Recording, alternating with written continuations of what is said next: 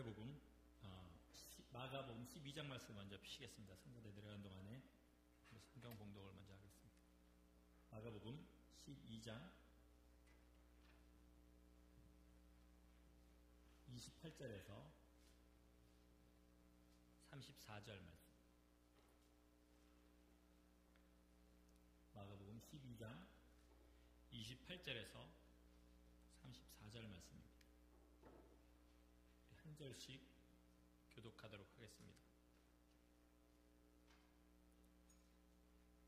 성가대 포기하지 마시고 마가복음 12장 28절에서 34절 말씀입니다.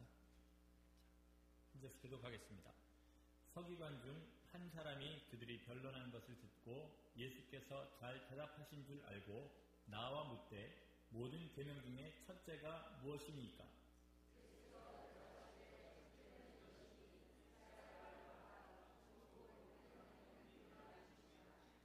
내 마음을 다하고 목숨을 다하고 뜻을 다하고 힘을 다하여 주 너의 하나님을 사랑하라 하신 것이요.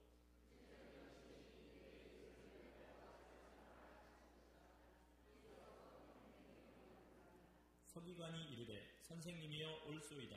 하나님은 한 분이시요 그 외에 다른 이가 없다 하신 말씀이 참이니이다.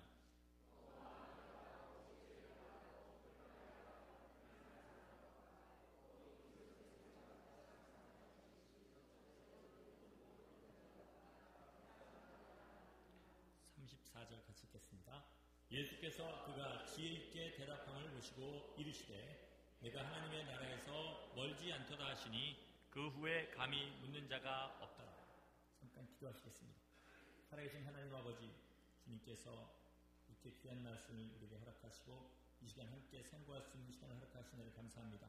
하나님 서로 사랑하라, 하나님을 사랑하라 하시니 모든 말씀을 우리 심령 가운데 생명으로 받을 수 있는 귀한 시간 될 수 있도록 주의 성령께서 전한 자와 듣는 자를 주장하여 주시옵소서. 한 하나님이 주신 말씀이 한 가지로 우리 심령 가운데 심어지는 귀한 시간 되게 하여 주시옵소서. 감사함의 예수 이름으로 기도드렸습니다. 아멘.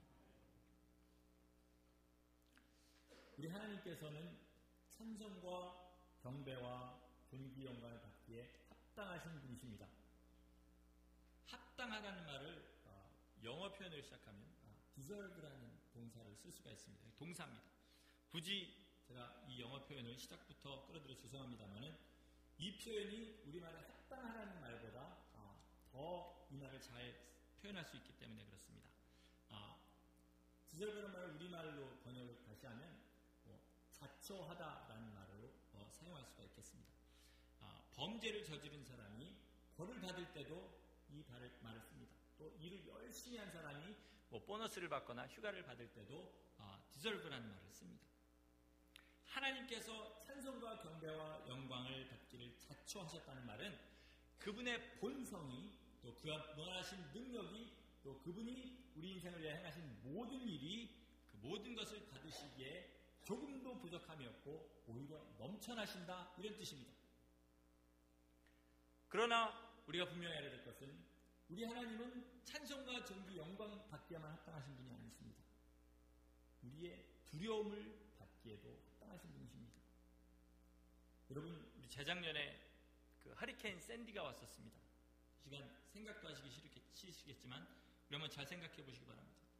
그 무섭게 내리던 비, 그 바람, 그리고 그 바닷가의 집들을 덮치던 그 큰 파도, 우리 사람이 만들어 놓은 모든 것들을 한순간에 무력하게 만드는 그 엄청나고 무서운 그 장면들, 다시는 보고 싶지 않은 두려운 장면들 아닙니까? 그러나 그것은 우리 하나님께서 지으신 이 우주 전체에 일어나는 일에 비하면 정말 먼지보다도 작은 것입니다. 그런 작은 일을 당하고도 다시는 그런 일을 당하고 싶지 않은 두려움에 떨면서 이 모든 것을 지으신 하나님은 우리가 두려워하지 않는 것은 우리의 생각이 허망하기 때문이고 미련하기 때문이고 그리고 이 모든 것을 어둠이 가로막고 있기 때문에 우리가 그것을 볼 수 없기 때문에 그렇습니다. 로마서 1장에 보면 뭐라고 말씀하시면 만물이 하나님의 신성을 드러낸다 이렇게 얘기합니다. 그렇기 때문에 아무도 나중에 핑계할 수 없으리라 이렇게 얘기합니다. 이게 무슨 말이냐면 우리 눈으로 보이는 것만으로도 하나님의 살아계심이 분명히 분명하게 보인다는 겁니다. 분명하게 보인다는 겁니다. 그러니까 그것을 보고도 하나님의 살아계심과 그 능력을 의지하지 않고 하나님의 뜻을 찾아 순종하지 않은 사람들은 나중에 제가 몰라서 그랬습니다 라고 핑계할 수 없다는 것입니다. 제가 40대 중반입니다만 우리 교회는 좀 평균 연령이 높은 편이기 때문에 제가 아마 하위 30%, 20% 이 정도로 아마 어린 연배에 속할 것입니다. 여기 계신 분들도 대부분 저보다 연세가 많으신 분들이 많으신데 우리 대체로 세상적으로 말하면 인생의 경험이 많을수록 지혜가 쌓인다 이렇게 얘기합니다. 그러나 제가 말씀을 준비하면서 깨달은 것은 하나님을 경험하지 못하고 하나님을 모르고 쌓은 인생의 지혜는 결국 하나님을 대적하게 되어 있습니다. 우리 세상의 지혜라는 게 뭡니까? 잘 생각해 보시기 바랍니다. 어떻게 하면 내가 물질적으로 인간관계 면에서 손해를 보지 않고 수완꼴을 보이지 않고 내가 손해보지 않고 뭐 더 깊은 사례를 한 사람이라면 남도 될 수 있으면 기분 상하지 않고 이렇게 좋은 게 좋은 거라 끌고 갈 수 있는 그런 것을 아는 것을 세상의 지혜 연륜이라 이렇게 얘기합니다. 그러나 그런 것을 많이 알면 알수록 하나님을 모르고 그런 것을 알수록 그 지혜를 가지고 하나님을 대적하게 되어 있다는 것입니다. 그러나 하나님을 두려워하는 사람들 그리고 언젠가 그 두려운 하나님 앞에 설 것이다 이렇게 믿는 사람들은 오히려 이 세상 지혜와 반대되는 방향으로 살아가기가 쉽습니다. 그래서 우리 기독교인들은 내가 원하는 삶 그리고 하나님이 원하시는 삶과 부딪힐 때 두려움으로 하나님이 원하시는 삶으로 내 발길을 옮겨야 됩니다. 그것은 다시 말하면 세상에서 손해보는 삶, 희생하는 삶을 살아야 된다는 말입니다.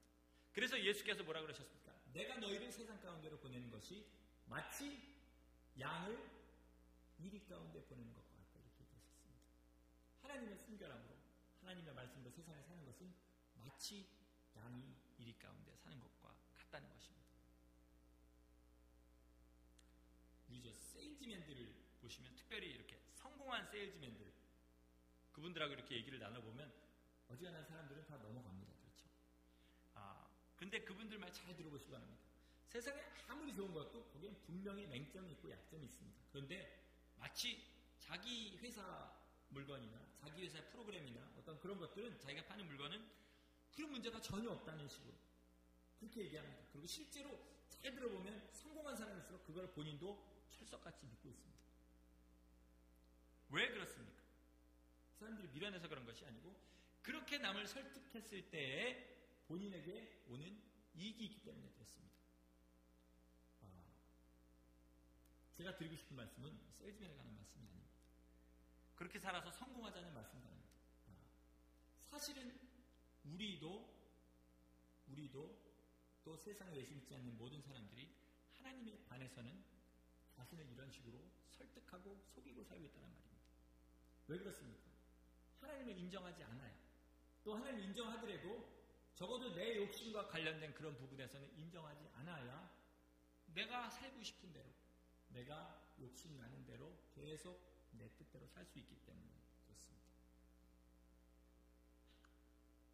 그러나 분명히 아실 것은 우리는 다 죽습니다. 그 말을 다른 말로 하면 우리는 한 사람도 빠짐없이 다 하나님의 심판대 앞에 서게 됩니다. 그때가 되면 아무리 변명을 하려 해도 내 혀가 하나님 앞에 직고하게 되어 있습니다. 있는 그대로 말하게 되어 있습니다. 그리고 실제로 하나님께서 내 안을 불꽃같이 보시는 그 눈동자를 직접 마주대하면서 거짓말을 하거나 우길 수 있는 사람은 세상에 없습니다. 그리고 하나님은 공의로우신 분이기 때문에 반드시 우리가 하나님 없이 한 모든 것들을 심판하실 것입니다. 세상 모든 피조물 가운데요. 유일하게 인간만이 하나님의 심판대 앞에 서게 됩니다.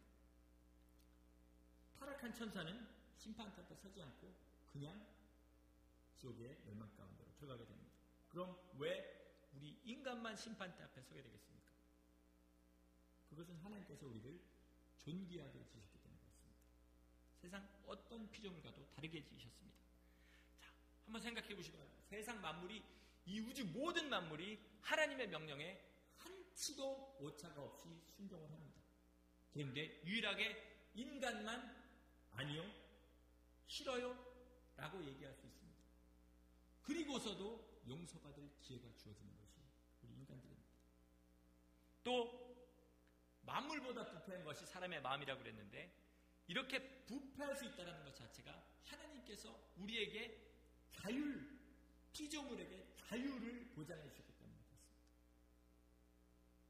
이 사실을 토대로 우리가 잘 생각해 보면 우리 인간만이 하나님과 인격 대 인격으로 관계를 맺을 수 있는 존재라는 겁니다. 그러니까 더 적나라하게 표현하면 하나님과 인격적으로는 동등하게 지으셨다는 말입니다. 요즘에 한국에 유행하는 말이 있습니다. 유행한 지 꽤 된 것 같은데, 대박이라는 말이에요. 대박. 밝고 명랑하고 그리고 놀란 듯이 길게 대박 이러면 굉장히 난 놀랐다, 즐겁다 이런 뜻이고, 그리고 어둡고 짜증스럽고 어두운 목소리로 대박 이러면 웬일이니? 너 왜 나를 이렇게 짜증나게 하니? 나 이거 마음에 안 든다라는 그런 표현입니다. 그러나 여러분 아시는 대로 대박이란 말은 크게 성공했을 때를 가르치는 말입니다. 그렇죠? 그 반대말은 사실은 쪽박입니다. 쪽박. 대박 반대말 쪽박입니다. 우리 인간이 가진 가능성의 말로 대박 아니면 쪽박입니다. 하나님의 영광에 들어가서 영원한 기쁨 가운데 그 영광을 함께 누리고 살 수 있습니다.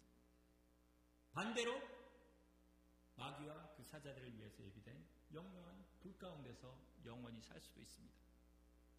대박 아니면 쪽박이란 말을 정말 무한대로 끌어올려야 우리가 가진 이 양갈래길을 표현할 수 있을 겁니다. 그러니 우리가 얼마나 하나님을 두려워야 되겠습니까? 여러분의 모든 삶 가운데 행하는 일, 하는 말, 그리고 모든 것을 하나님이 보고 듣고 계십니다. 그러니 우리 삶에 하나님을 두려워하지 않으면 정말 무서운 일을 당하게 되는 것입니다. 그런데 현대 타락한 기독교는 이 하나님의 두려우심을 외면하게 만듭니다. 그리고 축복하신 하나님, 다 잘되게 하신 하나님, 내가 좋은 거를 좋아하시는 하나님, 내가 옳다고 생각하는 걸 같이 옳다고 맞장구 쳐주신 하나님, 이런 하나님을 선전해서 가짜 기독교인, 가짜 신앙을 계속 만들어내고 있습니다. 그러나 우리는 하나님의 어미하심을 바로 알아야 합니다. 그러나 우리가 하나님을 두려워하기만 해서는 하나님이 원하시는 뜻을 이룰 수가 없습니다.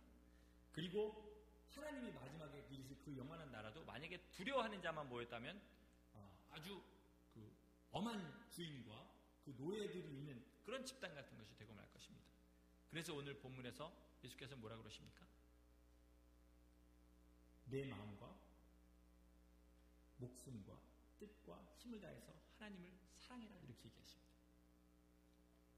요한일서 4장 18절에 사도 요한이 뭐라 그러냐면, 사랑 안에는 두려움이 없고 온전한 사랑이 두려움을 내어 쫓는다. 두려움에는 형벌이 있을 뿐이다. 두려워하는 자는 사랑 안에서 온전히 이루지 못한다. 이렇게 얘기합니다. 이 말은 우리가 하나님을 두려워하지 말아야 된다는 말이 아닙니다. 우리가 하나님을 사랑하는 것이 이 두려움을 이길 정도로 강해야 된다는 말입니다. 단지 형벌을 피하려는 마음, 벌을 피하려는 마음으로는 하나님의 뜻을 이룰 수가 없습니다. 우리의 영원한 상급이 누굽니까? 우리의 영원한 상급이 뭡니까? 바로 하나님 자신이라고 분명히 성경을 통해서 얘기하십니다. 그러니까 우리는 우리의 영원한 상급인 하나님을 바라고 하나님을 사랑하는 마음만, 우리가 하나님을 사랑하는 마음만이 하나님의 뜻을 온전히 이룰 수 있다는 것입니다. 하나님을 사랑하되 어떻게 사랑하라고 오늘 본문에서 얘기하고 계십니까? 먼저 마음을 다해 이렇게 얘기합니다. 마음을 다해. 마음을 다한다는 말은 우리 안에서 하나님을 향한 사랑이 우러나와야 된다는 말입니다. 성경을 자세히 읽어보면 마음과 생각을 계속 구분해서 얘기합니다. 생각을 바꾸는 것은 순간에 마음먹어서 순간에 가능합니다. 그러나 마음을 바꾸는 것은 잠깐 동안에 그렇게 생각해서 마음을 바꿀 수가 없습니다.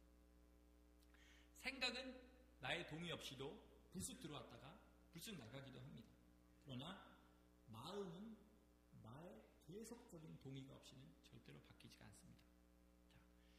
자꾸 쫓아내도 만약에 같은 생각이 계속 들어온다. 그건 내가 마음을 계속 뺏기고 있다는 증거입니다.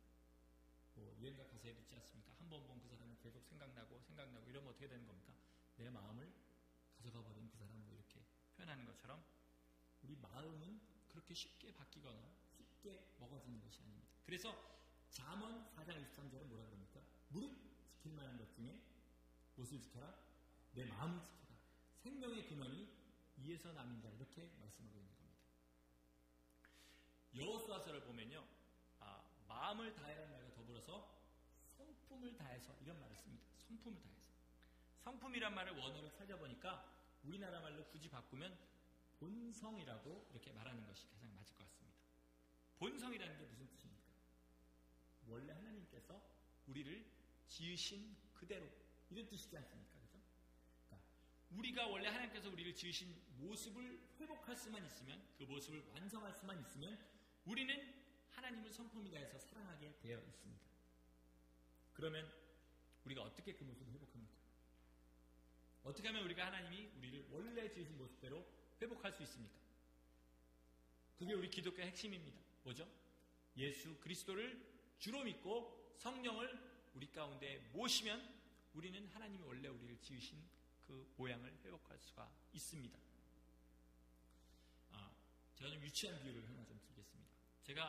저희 세대가 어렸을 때 이제 즐겨보던 만화가 뭐가 있냐면 마징가 제트, 로버트 태권브이 이런 것들이 있습니다.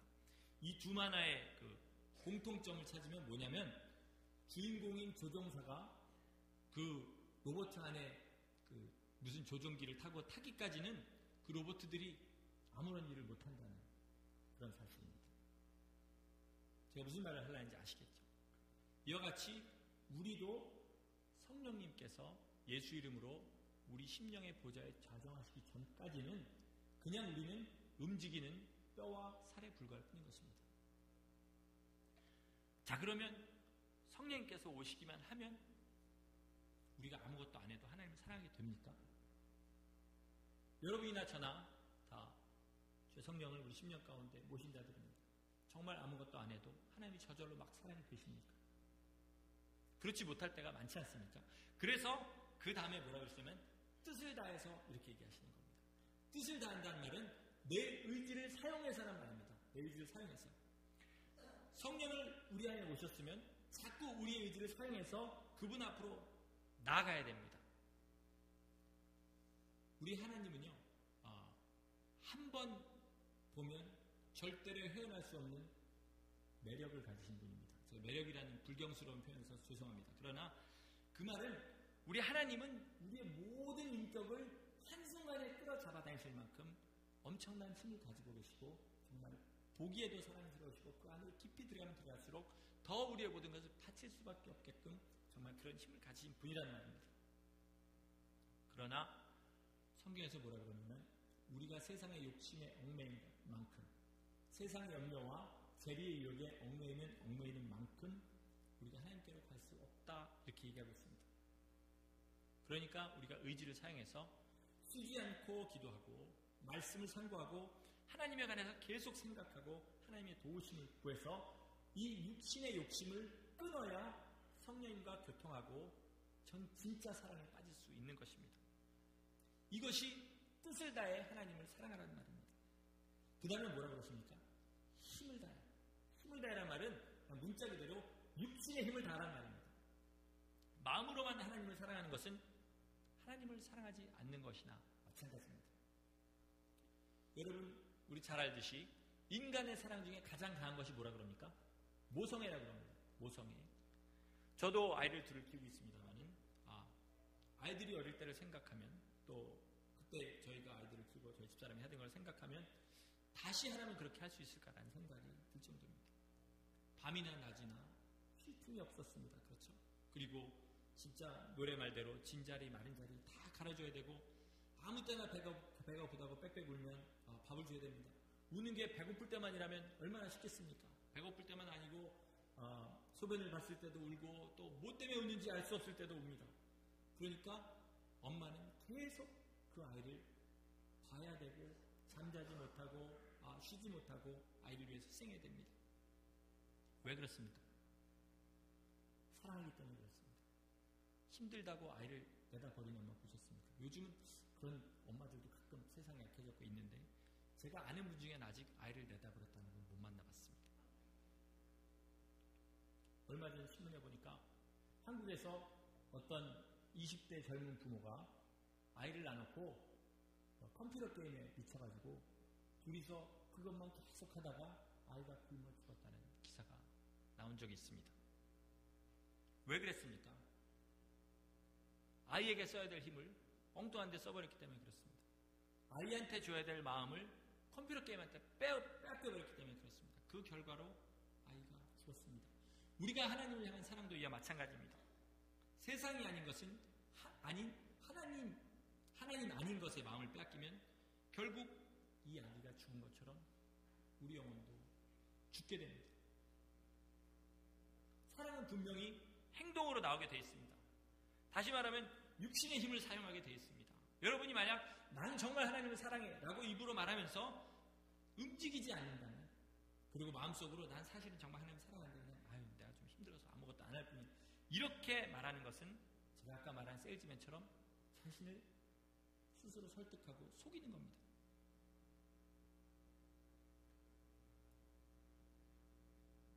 하나님을 마음을 당해서 사랑하는 의지를 사용해서 힘을 사용해서 그 사랑을 계속 표현하게 되어 있습니다. 언제까지요? 목숨이 다할 때까지입니다.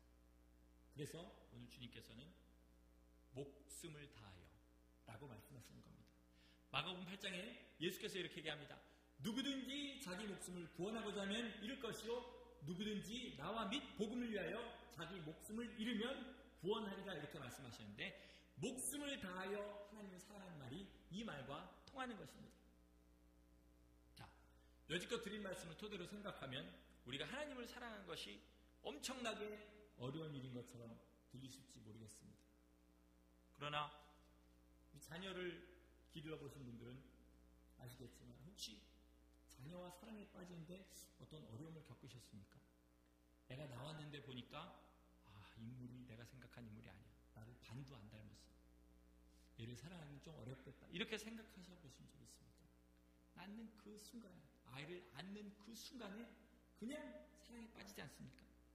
저도 저희 큰아이가 엄마 뱃속에 있을 때는 아기가 나오면 이쁠 것이다. 제가 원체 아기를 좋아하니까 이쁠 것이다 라고 생각은 했지만은 정말 그렇게 보자마자 제가 홀랑 그 아이한테 빠져버릴 줄은 상상도 못했습니다. 우리가 하나님과 바로 교통하기만 하면 이거보다 더 큰 사랑에 빠지게 됩니다. 그러니까 우리가 해야 될 일은 무엇입니까? 너희는 나를 만날 만할 때 찾으라. 부르짖어서 나를 찾으라. 계속 나를 찾으라. 이렇게 얘기하시는 겁니다. 그러니까 우리는 모든 것을 내 하나님을 찾고 또 찾아서 그분과의 만남을 이루고 그 만남을 힘을 다해서 지속하면 우리가 목숨 다하는 날까지 하나님을 사랑하는 데는 아무런 문제가 없을 것이라는 겁니다. 자, 그런데 이제 그 다음 계명이 나옵니다. 그게 뭐냐면 둘째는 뭡니까? 내 이웃을 내 몸과 같이 사랑하라는 겁니다. 내 이웃을 사랑하는 것과 하나님을 사랑하는 것은 마치 두 가지 다른 계명 같지만 사실은 이게 한 가지 계명입니다. 마치 이것은 한 가지 계명과 같다라고 말씀드리는 게 아니라 이게 한 계명이라는 것입니다. 자, 어떤 사람이 여러분을 정말 사랑한다고 한번 생각해 보시기 바랍니다. 당신을 존경합니다. 당신을 사랑합니다. 그렇게 얘기하면서 내 아이가 아프고 어렵고 정말 실망에 빠지고 그렇게 힘든 세월을 보내고 있다는 것을 알면서 나에게 안부 한번 물어보지 않는다면, 그 아이를 돌아보지 않는다면 네가 정말 나를 사랑하나? 아니, 이 사람 분명히 그거 말고 나한테 나름 꿍꿍이가 있어. 이렇게 생각할 수 있지 않겠습니까? 이와 마찬가지로 우리가 정말 하나님을 사랑한다면 그 사랑의 표현은 보이지 않는 하나님에게보다 보이는 하나님의 자녀들에게 하는 것이 마땅하다는 것입니다. 그래서 요한사도는 뭐라 그러냐면 눈에 보이는 형제를 사랑치 않는 자가 하나님을 사랑한다고 말하는 것은 거짓말이다, 이렇게 얘기합니다. 우리가 하나님을 사랑한다고 고백한다면 이웃을 사랑해야 됩니다. 그리고 성경에서 이웃은 누구라고 얘기합니까?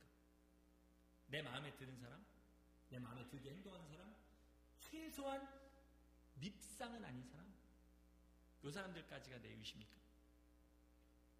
예수님은 내 원수까지라도 사랑하라 이렇게 얘기하셨습니다. 여기에 대한 얘기는 오늘 더 길게 안 하겠습니다. 그러면 우리가 어떻게 하는 것이 이웃을 사랑하는 겁니까? 오늘 본문에 뭐라고 그랬습니까? 내 몸과 같이 내 이웃을 사랑해라 이렇게 얘기하십니다. 24시간 내 몸이 나와 함께 있으니까 24시간 이웃만 생각해야 되는 이런 뜻이 아니고, 여러분 실제로 자기 몸이 건강할 때 내 몸이 있구나, 내 몸이 있구나, 이거 좀 잘 돌봐야겠다 이렇게 의식하시는 분은 별로 없습니다. 그렇죠? 언제 자기 몸을 돌봅니까? 아플 때, 그렇죠? 피곤할 때, 또 배고플 때, 몸이 더러울 때, 이럴 때 자기 육신을 돌아봅니다. 내 이웃에게도 이렇게 행하라는 겁니다. 그들이 어려움 당할 때, 아플 때, 갇혔을 때, 그리고 배고플 때, 이럴 때 도움을 주라는 겁니다. 여러분 이 말씀을 혹시 정말 성숙한 그리스도인의 이상적인 삶이다 이렇게 생각하실까봐 우리 예수님이 하신 말씀을 꼭 같이 한번 생각해 봐야겠습니다. 마태복음 25장 말씀 한번 펴보겠습니다.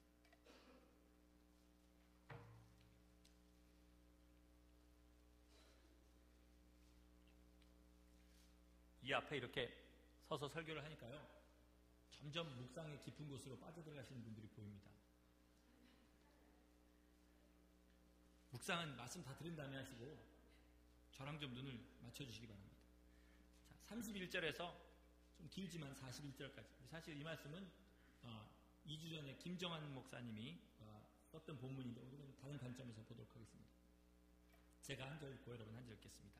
인자가 자기 영광으로 모든 천사와 함께 올 때 자기 영광의 보좌에 앉으리니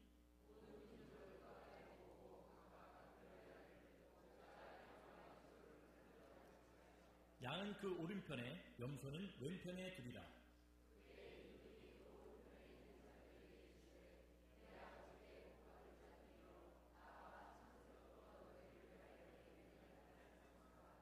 내가 줄일 때 너희가 먹을 것을 주었고, 목마를 때 마시게 하였고, 나그네 되었을 때 영접하였고,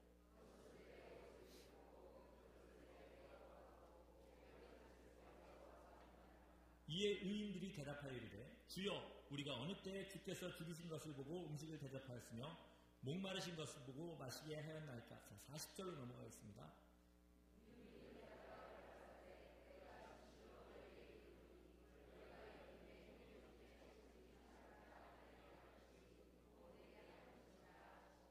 또 왼편에 있는 자들에게 이르시되 저주를 받은 자들아 나를 떠나 마귀와 그 사자들을 위하여 예비된 영원한 불에 들어가라. 여기까지 읽겠습니다. 자, 이웃의 어려움을 보고 모른 척하고 돌보지 않는 사람은 마귀가 가는 곳에 간다 그랬습니다. 왜요? 무정하고 불쌍히 여기지 않는 마음은 하나님의 마음이 아니고 마귀가 주는 마음이기 때문에 그렇습니다. 자, 우리 쉽게 이렇게 얘기합니다. 내 앞가림하기도 바쁩니다. 저도 지금 죽겠습니다. 그렇게 생각하지 마시고 세상에는 분명히 나보다 못한 사람이 있습니다. 교회 안에도 분명히 나보다 못한 사람이 있습니다. 물론 내가 경제적으로 꼴찌일 수는 있을 수도 있습니다. 분명히 경제적으로 따지면 꼴찌가 있겠죠. 그러나 분명히 남도 나보다 못한 어떤 구석이 있습니다. 그것을 찾아서 돌아보시기 바랍니다. 그러면 하나님께서 여러분의 앞가림은 다 해주십니다. 내가 애쓰지 않아도 하나님이 나를 돌보십니다. 거기에다가 영생까지 얻게 될 것입니다. 그렇다면 어떻게 돌아보는 것이 우리 이웃을 잘 돌아보는 겁니까? 예수께서는 이렇게 말씀하십니다. 너희가 대접을 받고자 하는 대로 남을 대접해라. 이렇게 얘기하십니다. 이것이 율법이요 선지자니라 이렇게 얘기하십니다. 아시는 분 아실지 모르겠지만 제 겨울만 되면 계속 긁습니다. 몸이 건조해져가지고 온몸이 너무 가렵습니다. 그래가지고 시도 때도 없이 식구들한테 등을 이렇게 들이댑니다. 긁어달라고. 아무래도 긁는 거는 여자들이 잘할 것 같아가지고 주로 집사람이나 딸아이한테 등을 들이댑니다. 그런데 아무리 설명을 해도 제 가려운 데를 잘 찾지를 못해요. 그리고 긁어도 너무 세게 긁든지 아니면 너무 살살 긁든지 시원하게 긁을 때가 그렇게 많지 않습니다. 그나마도 제가 만족할 때까지 안 긁어주고 돌아갈 때가 많습니다. 만족할 때도 긁어줄 때도 있습니다. 그렇죠? 근데 제가 어느 날 저희 아들 방에 들어갔다가 갑자기 등이 가려가지고 아들한테 등을 좀 긁어달라고 했습니다. 주위에 여자들이 안 보여가지고. 근데 얘가 제 시원한 데를 말하지 않았는데도 정말 구석구석을 찾아서 딱 제가 좋아하는 강도로 만족할 때까지 긁어주는 겁니다. 그래서 제가 야, 너 어떻게 이렇게 잘 긁냐?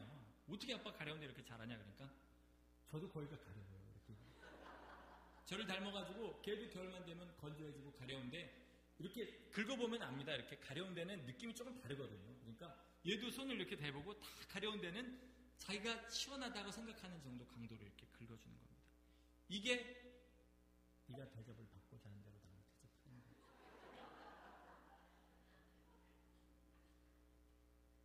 그 사람의 마음이 돼서 그 사람이 아픈데 그 사람이 원하는 데를 알고 그것을 따라서 대접해 주라는 겁니다.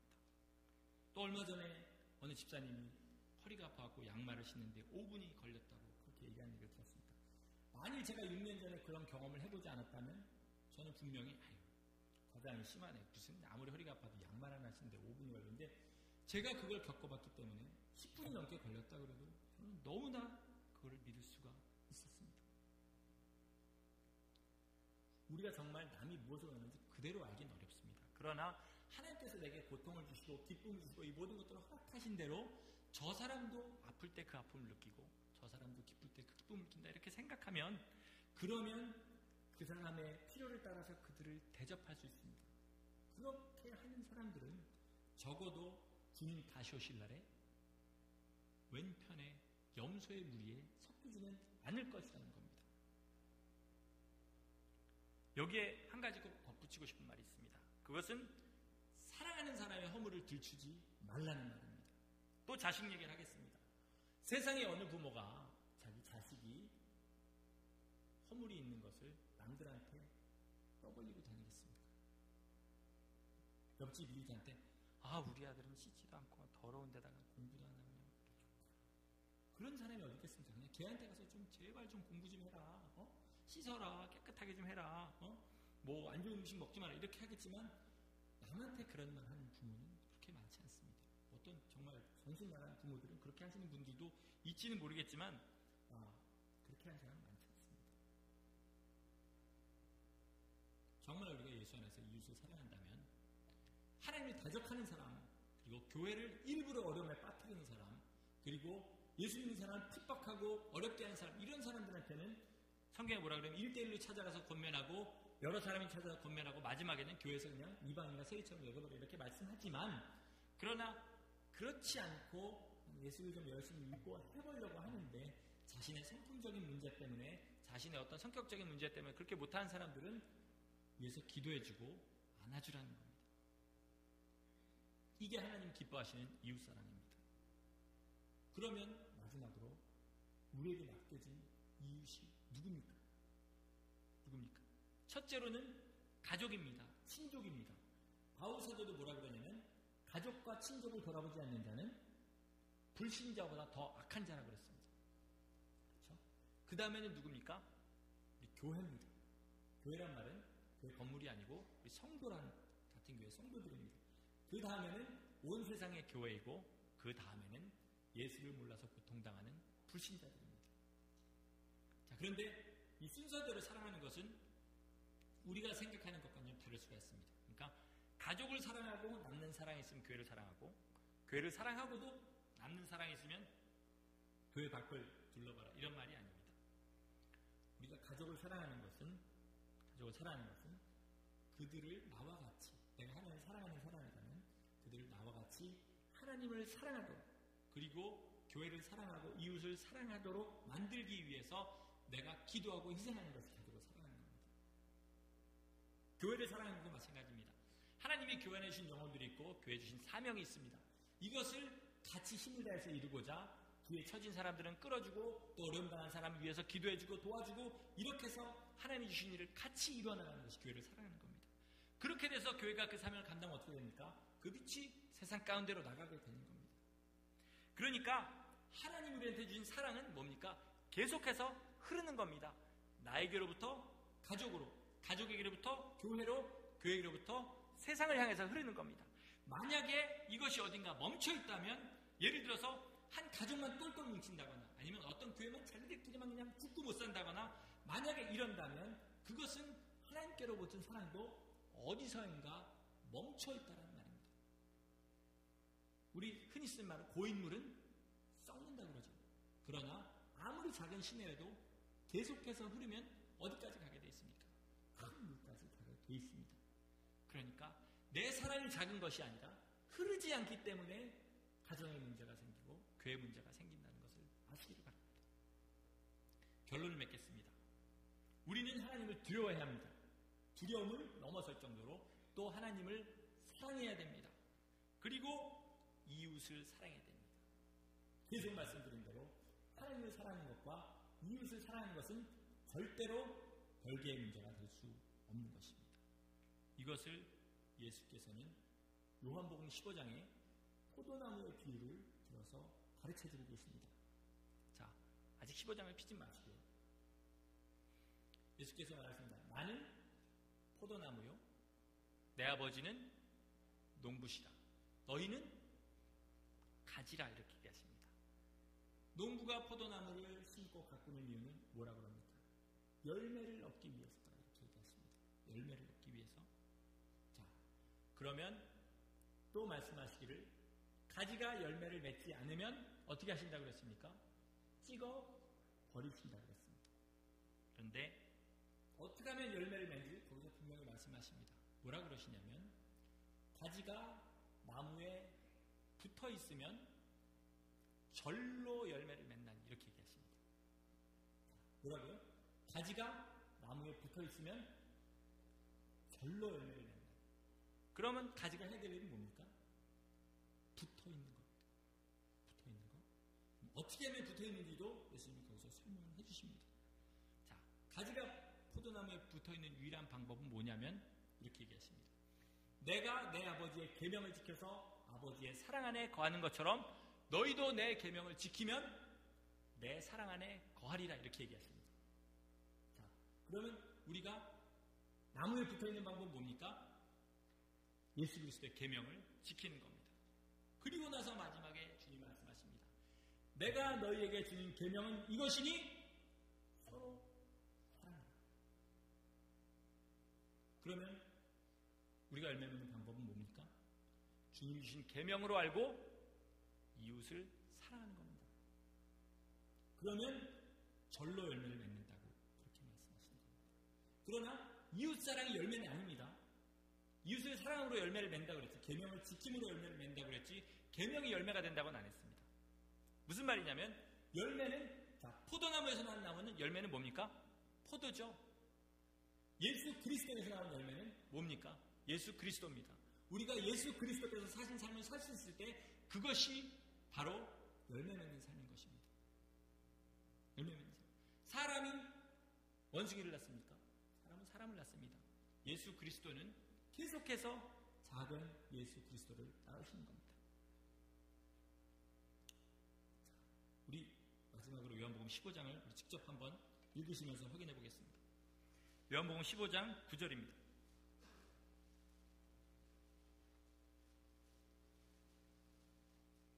요한복음 15장 9절에서 13절 말씀입니다. 우리 한 절 한 절 또박또박 같이 합독을 하겠습니다. 요한복음 15장 9절부터 시작. 아버지께서 나를 사랑하신 것 같이 나도 너희를 사랑하였으니 나의 사랑 안에 거하라. 내가 아버지의 계명을 지켜 그의 사랑 안에 거하는 것 같이 너희도 내 계명을 지키면 내 사랑 안에 거하리라. 내가 이것을 너희에게 이름은 내 기쁨이 너희 안에 있어 너희 기쁨을 충만하게 하려 함이라.